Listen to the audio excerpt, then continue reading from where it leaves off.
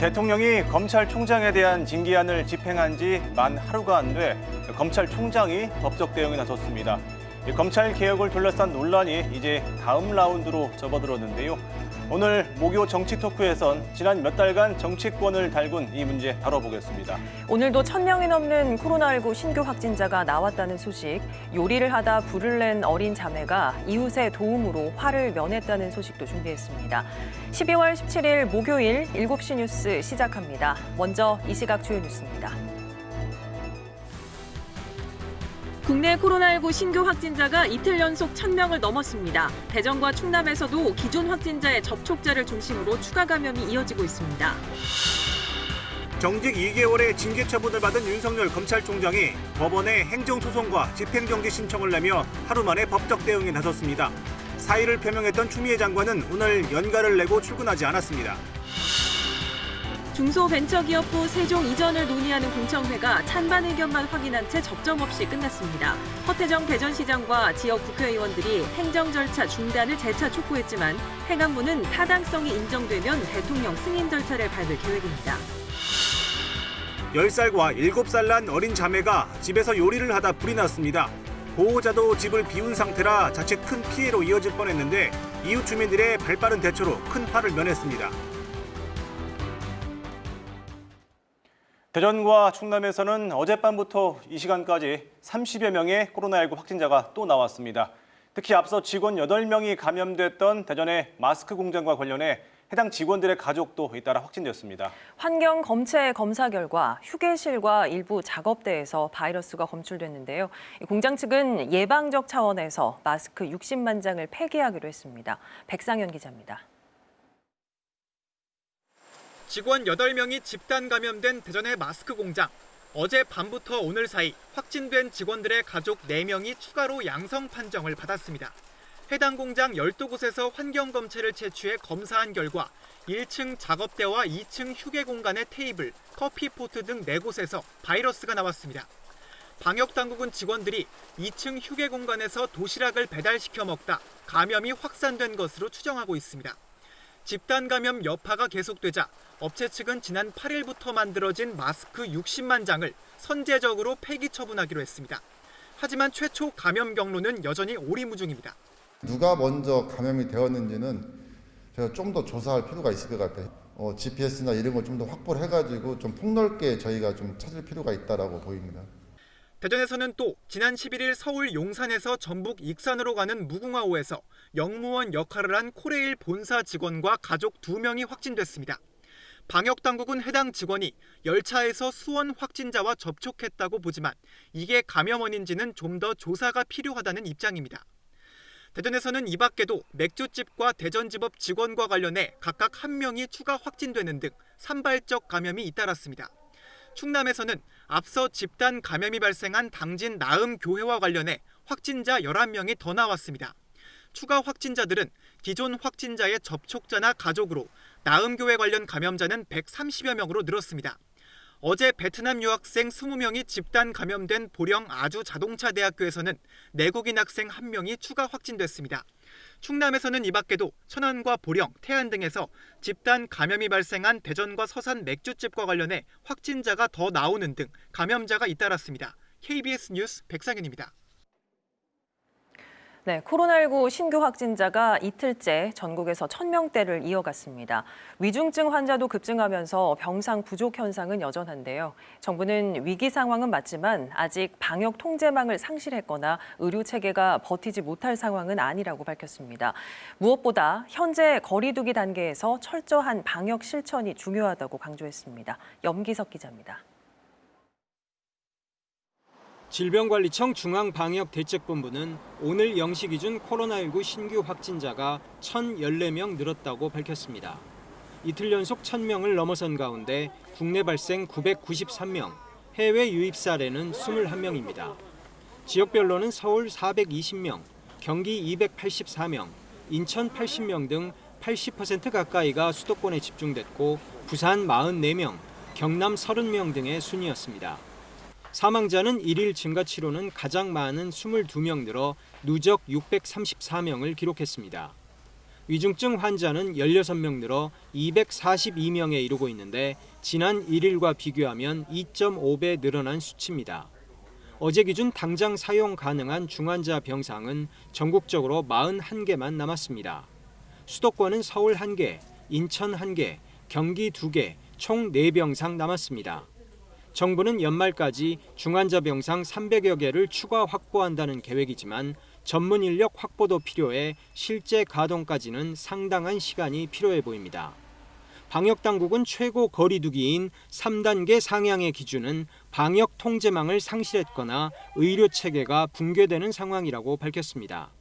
하지만 아직은 감당 가능한 수준이라고 설명했습니다. 현재까지 2.5단계 이상에서 상당히 많은 노력을 기울이고 있고 그다음에 중환자를 감당할 수 있는 병상 확보라든가 다른 인프라를 확대하는 쪽에 더 많은 노력을 기울이고 있습니다. 정부는 수도권 숙박시설이 주관하는 파티 등 행사를 금지하는 한편 게임을 하면서 술을 마시는 홀덤 펍은 연말까지 집합금지 명령을 내렸습니다. 연말 연시를 앞두고 소모임 예약이 늘어나는 등 경각심이 약해지고 있다며 우려했습니다. 각종 만남이나 모임을 모두 취소하시고 사람들과의 접촉을 피해 주실 것을 다시 한번 간곡하게 부탁드립니다. 정부는 각 부처와 지자체에서 시행하는 문화교육 강좌 프로그램 운영을 모두 중단했습니다. KBS 뉴스 염석입니다. 네, 이렇게 최근 코로나19 확산으로 사회적 거리두기가 강화되면서 한동안 기지개를 켰던 문화 체육 행사도 대거 축소되거나 취소되고 있습니다. 기대했던 연말 특수는 고사하고 상황이 더 나빠지지 않기만을 바랄 뿐입니다. 홍정표 기자입니다. 오는 21일 열리는 이 재즈 콘서트는 지난달까지 진행된 예매가 모두 취소되고 다시 표를 판매하고 있습니다. 사회적 거리두기 2단계 격상으로 객석의 30%만 관람이 가능하기 때문입니다. 매년 빼놓지 않고 연말을 장식했던 호두까기 인형 발레 공연은 발레단 측이 공연을 취소했습니다. 지난 10월 초순 거리두기 완화로 대면 공연이 시작된 지 불과 2달 만입니다. 지금으로서는 또 다른 대안을 찾을 수 있는 것이 지금 온라인 공연 콘텐츠인데 그 또한 어떤 감동을 선사하는 데는 한계가 있기 때문에 미술관들도 사전 예약제를 재개하고 시간당 30명으로 관람 인원 조절에 들어갔습니다. 지역에 연고를 둔 프로배구팀들은 지난달 말부터 일찌감치 무관중 홈 경기를 하고 있습니다. 당구장이나 헬스장 등 일반 실내 체육시설도 밤 10시부터는 문을 닫고 있습니다. 안에서는 음식물도 먹을 수 없습니다. 시간을 단축했기 때문에 회원님들을 모실 수 있는 강수 횟수가 줄어들고요. 거기에 따른 매출 감소가 있기 때문에 저희한테는 현실적으로 타격이 있는 거죠. 사회적 거리두기 격상에 따른 방역 강화 조치는 일단 이달 말까지로 예정돼 있지만 코로나19가 확산 기세를 보이면서 문화체육계는 그 어느 때보다도 추운 겨울을 맞고 있습니다. KBS 뉴스 홍정표입니다. 다음 소식입니다. 중소벤처기업부의 세종시 이전 관련 공청회가 오늘 정부 세종청사에서 열렸습니다. 코로나19에 따른 거리두기 강화로 제한된 인원만 참석을 했는데 찬반 양측의 의견이 팽팽히 맞서면서 결국 접점을 찾지 못했습니다. 이정원 기자입니다.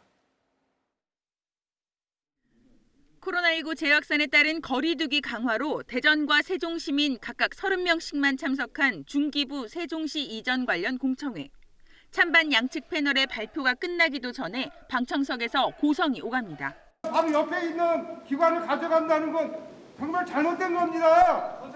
이전 반대 측은 대전이 벤처 창업 메카인 만큼 중기부는 그 현장에 있어야 한다고 주장했습니다.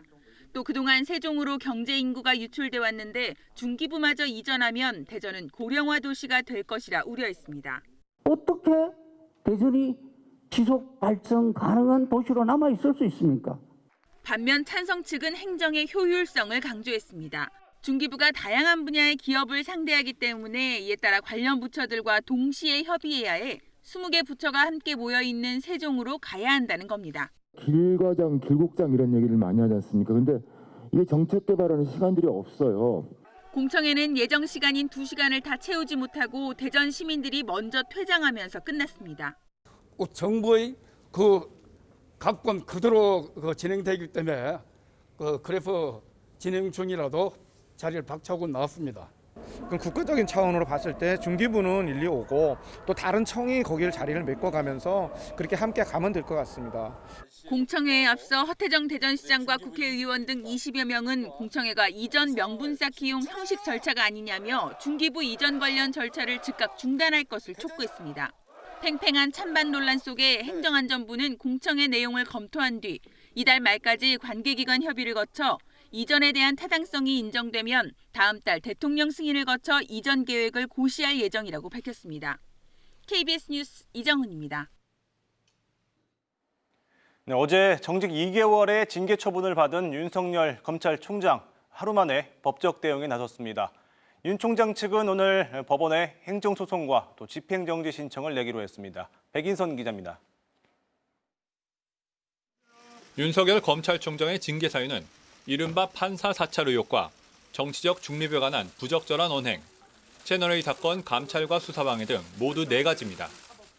오늘 공개된 징계의 의결 요지서를 보면 판사 사찰 의혹 문건의 경우 재판부를 공격, 조롱하려 만들어졌으며 개인정보보호법을 위반했다는 게 징계위의 주장입니다.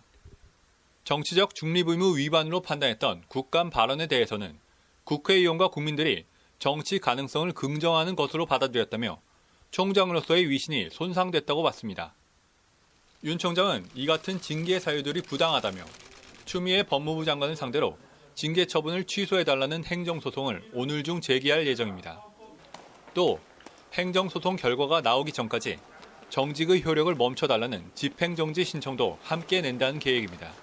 정직 기간 안에 소송이 확정될 가능성이 없는 만큼 징계가 그대로 유지되면 7달 남은 임기 중 상당 기간 직무를 수행하지 못하게 돼 회복하기 어려운 손해를 입는다는 주장입니다.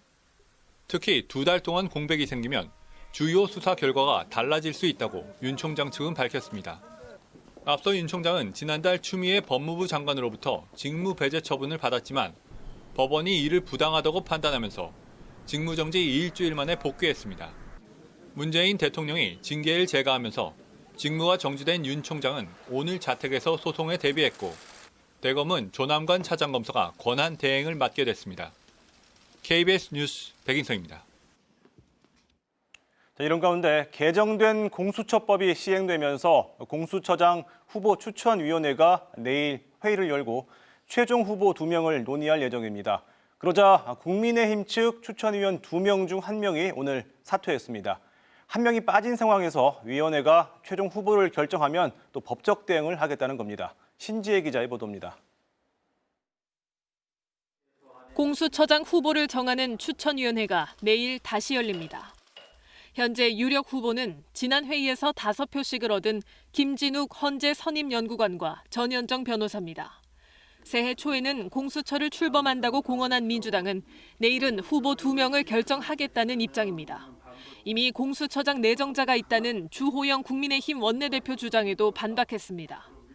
정부나 여당이 정지해놓은 공수처장 후보가 없었다는 사실은 누구보다도 주호영 대표가 잘 아실 건데 이렇게 말씀하시는 이유를 잘 모르겠습니다.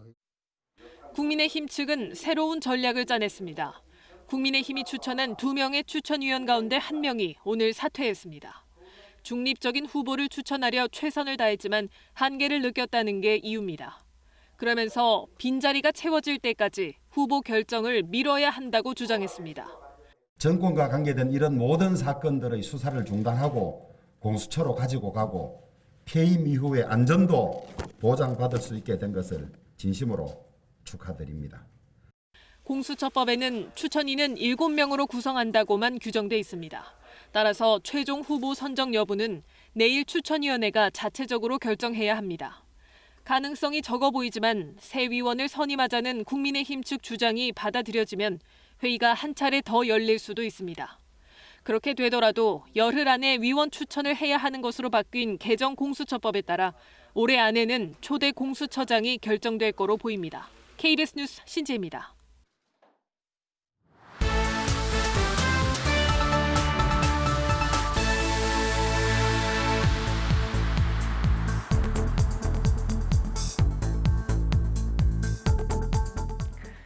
이춘재 연쇄살인 8차 사건에 대한 재심 결론이 마침내 나왔습니다. 진범으로 지목돼 20년간 옥살이를 한 윤성여 씨에게 무죄가 선고된 건데요. 이 사건이 발생한 지 무려 30여 년이 지나서야 진실이 밝혀지면서 윤 씨는 한을 풀었습니다. 이승재 기자입니다.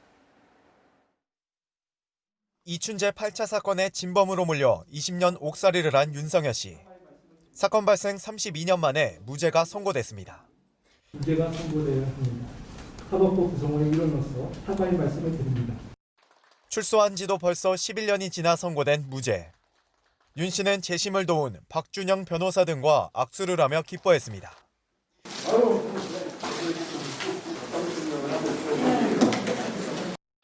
무죄 판결엔 32년 만에 법정에 나온 이춘재 자백 진술이 결정적이었습니다. 진술이 매우 구체적이고 합리적이며 신빙성이 높다고 판단한 겁니다. 꽃다발을 들고 법정에서 나온 윤 씨는 재심 1년여 만에 처음으로 웃었습니다. 무죄가 받은 게 30년 만이고 속은 좀 후련하고 앞으로 저 같은 사람이 안 나오길 바라는 뿐이고. 재판 모든 과정을 도맡아온 박 변호사는 윤 씨를 도와온 이들에게 고맙다며 기쁨을 감추지 못했습니다. 살아나올 수 있게끔 하는 데 있어서 결정적인 힘이 됐던 박정도 교도관님 나와 계시고요. 이런 분들이 계셨기 때문에 이 사건의 재심과 무죄가 가능했습니다. 무죄 판결의 윤 씨는 형사 보상을 받을 길이 열렸습니다. 하루치 형사 보상금 산정은 무죄 선고가 나온 해에 최저임금의 5배 내에서 가능합니다. 경찰은 판결 후 살인범 낙인을 찍어 옥살이를 겪게 큰 상처를 들여 깊이 반성한다고 입장문을 냈습니다. 하지만 변호인단은 재심 결과를 바탕으로 과거 수사기관의 불법 행위 등을 구체적으로 밝히기 위한 법정 대응도 하겠다고 밝혔습니다. KBS 뉴스 이승재입니다. 지난 9월 인천에서 부모가 집을 비운 사이 불이 나 어린 형제가 화상을 입었고 결국 동생이 안타깝게 숨진 일이 있었죠. 어제 대전에서도 비슷한 또래의 자매가 단둘이 집에 있다가 불이 났는데 이웃의 발빠른 대처로 큰 피해를 막았습니다. 박연선 기자가 보도합니다. 한쪽 손과 팔에 붕대를 감은 어린아이가 119 구급차를 타고 병원으로 옮겨집니다. 유치원생 7살 어린이로 10살 언니와 함께 집에 있다 불이 나 팔에 2도 화상을 입었습니다. 불이 난 건 학교에서 돌아온 언니가 동생에게 소시지를 붙여주기 위해 가스레인지에 불을 켜던 순간이었습니다. 시흥류에 불이 붙어서 이제 당황한 아이들이 물을 부어서 소화를 하려고 했는데 이제 물을 붓게 되어서 갑자기 불길이 치솟아서 연소 확대 우려가. 당시 부모는 일하러 나가 집안에 둘밖에 없었고 다행히 화재 감지기가 설치돼 있어 곧바로 경보가 울렸습니다. 지난해 대전시 소방본부가 지급한 주택용 화재 감지기입니다. 화재가 발생하면 이렇게 육성과 함께 큰 경보음이 울립니다. 이 소리를 들은 이웃 주민이 소화기를 들고 달려와 7분 만에 불을 꺼 화를 면했습니다. 화상회의 중이었는데 밖에서 이제 애들 비명 소리가 나서 나가보니까 이제 화재 경보기 소리가 나서 이제 제가 들어가서 확인을 해보니까 가스레인지 주변에서 불이 난 상황이어서. 놀라 뛰쳐나간 아이들은 같은 건물 미용실 원장이 발견해 대피시켰습니다. 한 아이가 옷을 벗고 있어서 좀 안 좋은 상황인가 싶어서 이제 물어봤더니 그냥 불났다고만. 그래서 오늘 안으로 대피를 시켜서 그냥 담요 같은 걸로 덮어줬어요. 이웃들의 관심과 도움으로 무사히 구조된 두 자매는 병원에서 치료를 받고 건강에 큰 이상은 없는 상태입니다. KBS 뉴스 박연선입니다. 정부가 내년도 경제 성장률을 3.2%로 전망하고 성장을 뒷받침할 소비 활성화 대책을 제시했습니다. 신용카드를 올해보다 더 쓰면 소득공제 혜택을 늘리고 또 자동차 개소세 30% 할인도 내년 상반기까지 이어갑니다. 박예원 기자의 보도입니다. 정부는 오늘 문재인 대통령 주재로 확대 국민경제자문회의를 열고 경제 전망을 포함한 내년 경제정책 방향을 확정해 발표했습니다. 내년 우리 경제 성장률은 올해 전망치인 마이너스 1.1%보다 크게 개선된 3.2%로 내다봤습니다. 우선 수출이 올해 마이너스 6.2%에서 8.6%로 늘고 경상수지 흑자는 630억 달러를 기록해 성장세를 견인할 것으로 전망했습니다. 민간 소비도 3.1% 증가로 예상했지만 대면 소비 회복은 더딜 것으로 봤습니다. 코로나 방역 상황에 따른 제약도 있겠으나 이를 충분히 감안한 소비 진작책에 주력해 나가도록 하겠습니다. 내년 신용카드 사용액이 올해보다 늘 경우 증가분의 추가 소득공제를 해주기로 했습니다. 승용차 개소세 30% 인하는 올해 말 종료해서 내년 6월까지로 6개월 연장됩니다.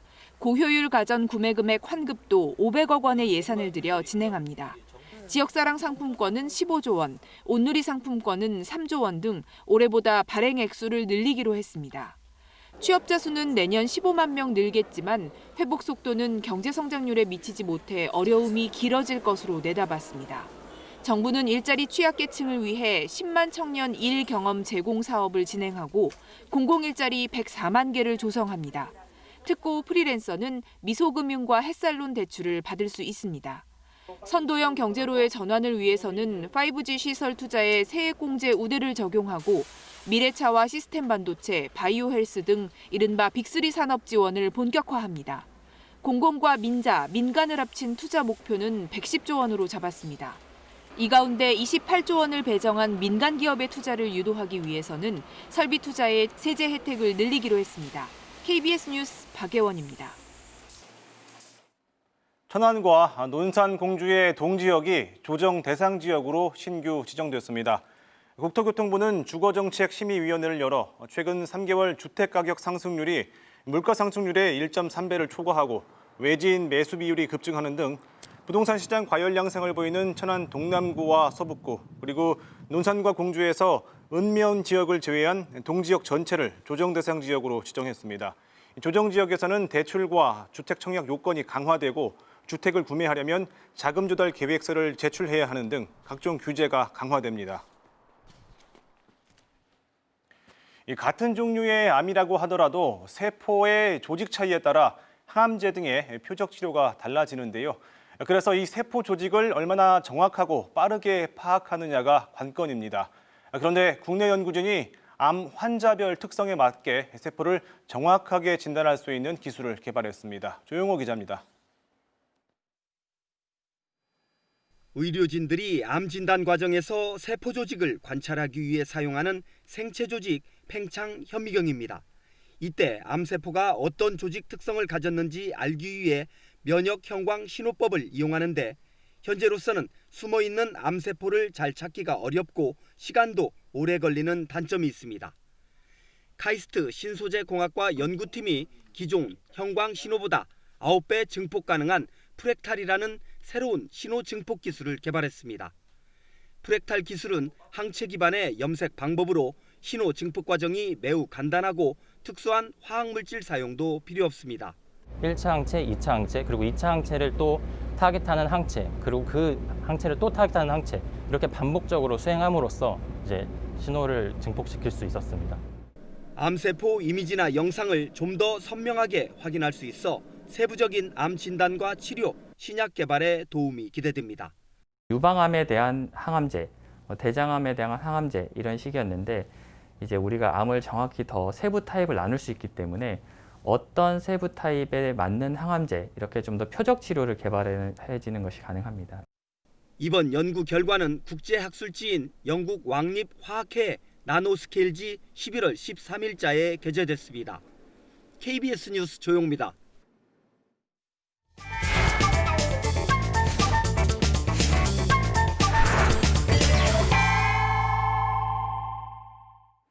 네, 목요 정치 토크 시간입니다. 박수현 전 청와대 대변인, 이장우 전 국회의원 나오셨습니다. 어서 오십시오. 안녕하십니까. 네, 두 분 오랜만에 모셨는데요. 먼저 첫 번째 키워드 보고 이야기 나눠보겠습니다.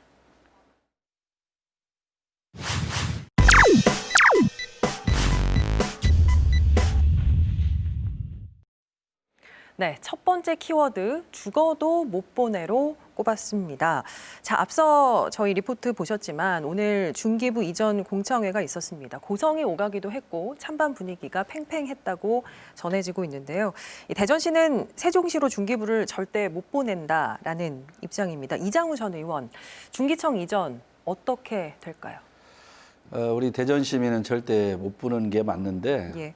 민주당하고 정부가 이미 보내기로 해놓고서 쇼를 하고 있다. 요즘 보니까요, 대통령도 쇼하고 민주당 대전 지역 국회의원들도 세종시 앞에 가서 쇼하고 있고. 처음부터 강하게 말씀하시네요. 예, 이 가기로 이미 다 자기들끼리 정해져 있는데 가서 저 쇼하고 있는 겁니다. 이렇게 해가지고는 안 되고요. 지난번에 말씀드린 것처럼 저 지역 국회의장하고 대전 지역 국회의원들이 대통령 면담해서 이건 가서 단판 질질이지 가서 쇼하듯이 서로 짜고 놓고서 이미 가기로 해놓고 저 가서 청사 앞에 가서 뭐 텐트 치고 이런 짓 해서는 안 됩니다. 제가 볼 때는 지금 이미 정부가 가기로 정해놓고 지금 하는 수순이기 때문에 공청회도 그냥 요식 절차에 불과하다고 생각하고 있습니다. 일단 요식 절차고 보여주기식이다라고 보고 계시는 그렇습니다. 거고요. 자, 이번에는 박수현 전 대변인께 여쭙겠습니다. 중기부 이전이 추진된다고 하더라도 대전시가 납득할 만한 이를테면 뭐 청단위 수준의 정부기관이 이전돼야 한다든지 아니면 플러스 알파가 있어야 되는 거 아니냐라는 이야기가 나오고 있습니다. 어떻게 전망하고 계세요? 지금 말씀하시는 것이 저는 정답이라고 생각합니다. 이장우 의원께서는 늘 기승전 대통령을 말씀하시는데 이것이 이제 법률로 정해진 진행 과정들이 있고 우선은 첫째는 대전 시민의 여망을 담아서 중기부가 대전에 존치되도록 최선을 다하는 것이 일환일 거고요. 거기에는 여야가 따로 없이 국민의힘도 함께 민주당과 함께 쇼라도 해달라라는 말씀을 드리고 두 번째는 지금 지적하신 대로 만약에 그게 안 됐을 때 플랜 B는 뭐냐라고 할 때 정부가 혁신도시와 이 중기부 이전을 쉽게 얘기하면 퉁치려고 하는 이런 걸 막아야 되거든요. 그래서 혁신도시는 혁신도시고 그러나 이 중기부가 이전하는 데 대한 대책은 지금 말씀하신 대로 다른 공공기관의 이전으로 충분히 보상을 받는 그러한 어떤 실질적인 대책을 여야가 확실하게 함께 손잡고 이뤄내야 된다라고 하는 것입니다. 예, 알겠습니다. 자, 중기부 이전 문제에 대해서는 저희가 시간 관계상 여기서 마무리하겠고요. 이어서 바로 두 번째 키워드 보고 이야기 나눠보겠습니다.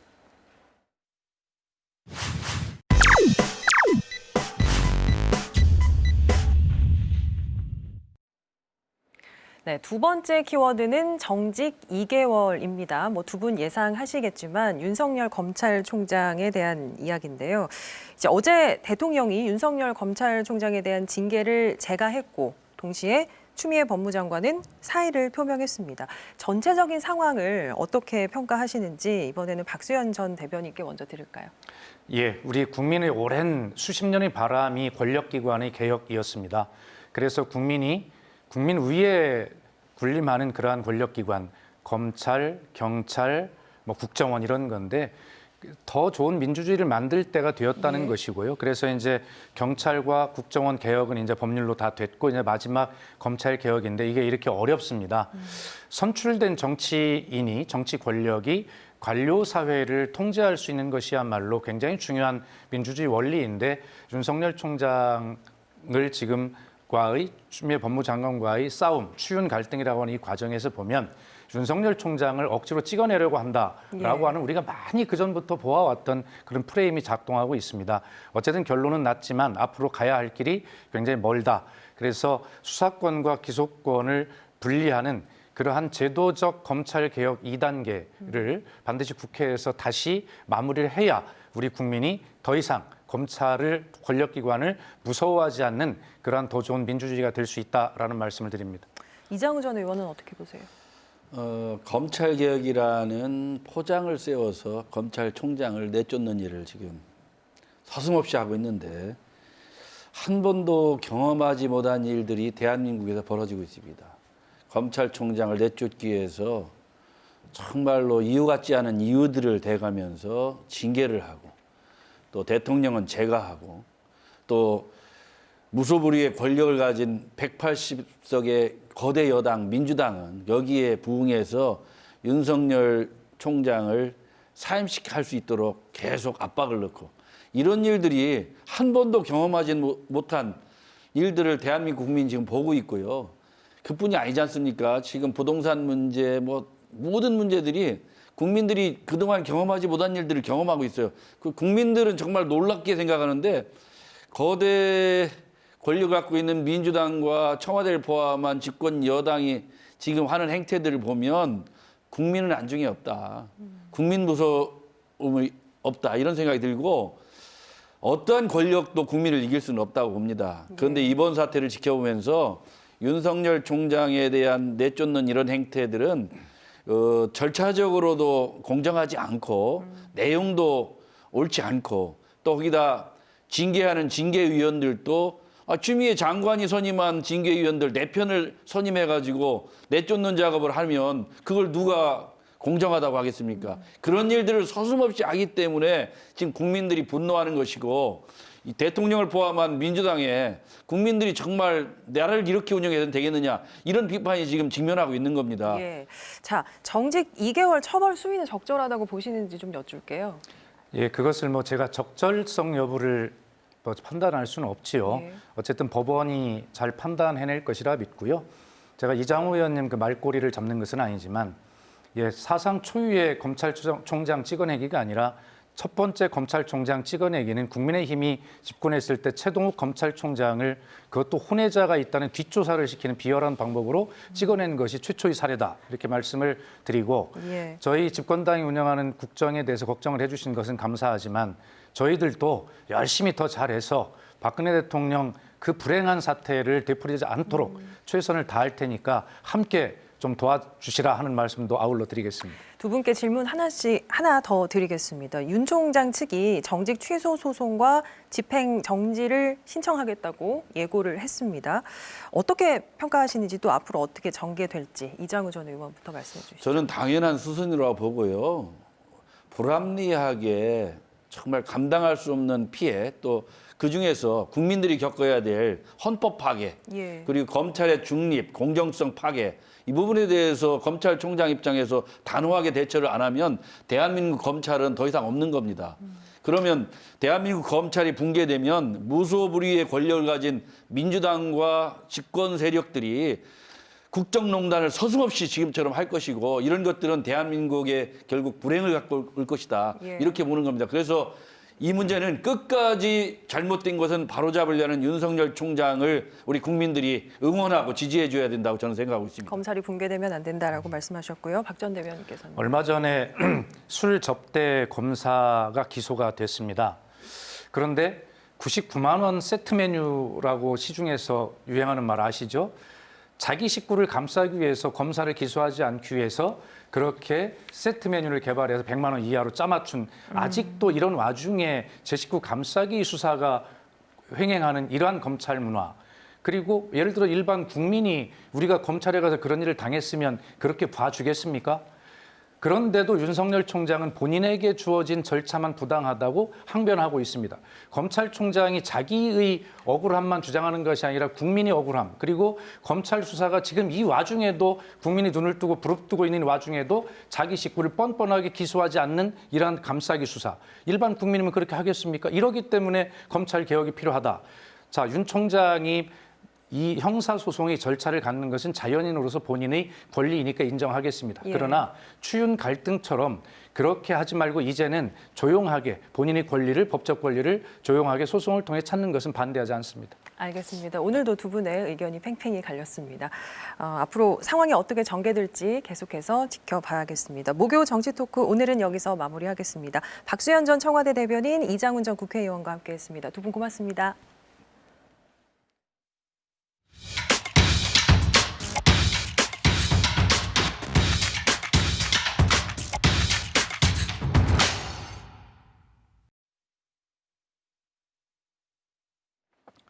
국민주권 실현 적폐청산 대전운동본부는 오늘 을지대학교병원 앞에서 기자회견을 열고 대전 을지대병원 노조 총파업의 책임은 을지재단에 있다고 비판했습니다. 운동본부 측은 을지재단이 노조 측에게 고발을 취하하고 법적 책임을 묻지 않는다는 약속을 하지 않으면 간호사에 대한 임금 체불을 지급할 수 없다는 등의 무리한 요구를 하면서 노사 간 잠정 합의가 깨졌다고 주장했습니다. 또 재단 측의 비상식적인 행태를 즉각 중단하고 파업 상황을 해결해야 한다고도 촉구했습니다. 지난해 1월 발생한 당진 부곡공단 집안 침하는 한전의 전력구 공사로 인한 과도한 지하수 유출 때문이라는 조사 결과가 나왔습니다. 당진 부곡공단 집안 침하 지하조사위원회는 오늘 열린 조사 결과 보고회에서 2017년 10월부터 지난해까지 한전의 전력구 공사로 하루 2,030톤가량의 지하수가 유출돼 집안 침하가 발생했으며 이는 연안 파쇄대를 충분히 고려하지 않은 설계 때문이라고 밝혔습니다. 부곡공단에서는 지난해 1월 집안 침하로 공단 내 28개 업체가 공장 벽과 바닥 등의 균열 피해를 본 것으로 집계됐습니다. 어린이 보호구역에서 횡단보도를 건너던 7살 어린이를 차로 치어 다치게 한 40대 운전자에게 징역형이 선고됐습니다. 대전지방법원 천안지원 형사 1부는 특정범죄 가중처벌법 위반 혐의로 기소된 A씨에게 징역 6개월에 집행유예 2년을 선고했습니다.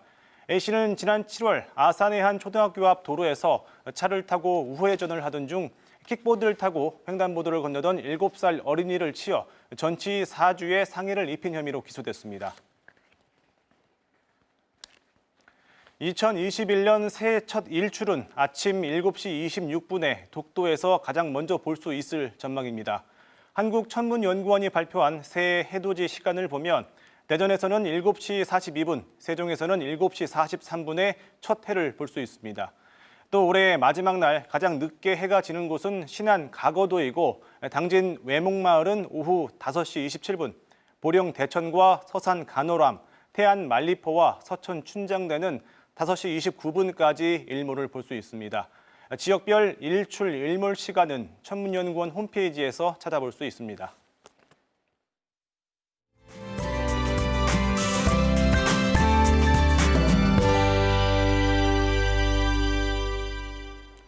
내일은 추위가 잠시 주춤하겠습니다. 대전의 아침 기온이 영하 1도로 오늘보다 8도가량 올라 평년 기온을 회복하겠습니다. 오늘 밤 충남 서해안을 시작으로 내일 오전까지 충남 북부 지역에는 최대 3cm의 눈이나 비가 내리겠고요. 그 밖에 충남 내륙과 대전, 세종에도 내일 새벽부터 오전 사이 1cm 안팎의 눈이나 비가 예상됩니다. 다음은 자세한 지역별 내일 날씨입니다. 내일 아침 기온 세종이 영하 2도, 공주가 영하 4도로 예상되고요. 한낮에는 세종이 3도, 대전이 4도까지 오르겠습니다. 충남 북부 지역의 아침 기온 천안이 영하 4도를 보이겠고요. 한낮 기온은 당진과 천안이 3도까지 오르겠습니다. 충남 남부 지역의 아침 기온 청양과 부여가 영하 4도로 예상되고요. 한낮에는 서천이 6도까지 오르겠습니다. 충남 서해안에는 내일 오후부터 바람이 강하게 부는 곳이 있겠고요. 바다의 물결은 1.5m 높이까지 일겠습니다. 주말인 토요일에는 대전의 아침 기온이 영하 9도까지 떨어지면서 다시 매서운 한파가 찾아오겠습니다. 기상정보였습니다. 이 검찰개혁 과정에서 연일 사상 초유의 사건들이 이어지고 있습니다. 이 검찰총장에 대한 직무 정지와 또 징계 처분, 그리고 총장의 법적 대응까지 수십 년 뒤의 역사책은 현재를 어떻게 평가하고 또 기록할지 궁금한데요. 오랜 기간의 갈등이 이어지면서 가뜩이나 코로나로 힘든 시기를 보내고 있는 국민들에게 피로감을 안겨준 것도 사실이죠. 검찰총장 징계 사태가 불러올 후유증을 최소화할 수 있는 고민이 필요해 보입니다. 7시 뉴스 마칩니다. 고맙습니다.